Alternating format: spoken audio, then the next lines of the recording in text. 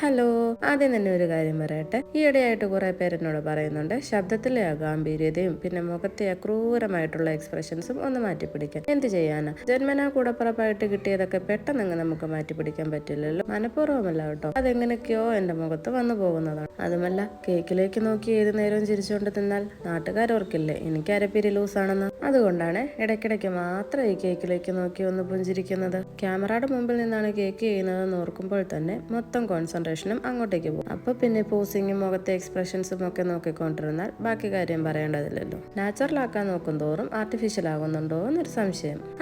എന്തായാലും ഇനി മുമ്പോട്ട് ഒരുപാട് ദൂരം സഞ്ചരിക്കാനുള്ളതല്ലേ, അതിനിടയ്ക്ക് നമുക്ക് മാക്സിമം സെറ്റപ്പ് ആക്കാം. വോയിസ് ബെറ്റർ ആക്കാൻ പറഞ്ഞപ്പോൾ അത് കട്ട് ചെയ്ത് മൊത്തത്തിൽ അങ്ങ് മ്യൂസിക് ആഡ് ചെയ്യരുതെന്നും കുറച്ച് പേര് പറയുന്നുണ്ട്.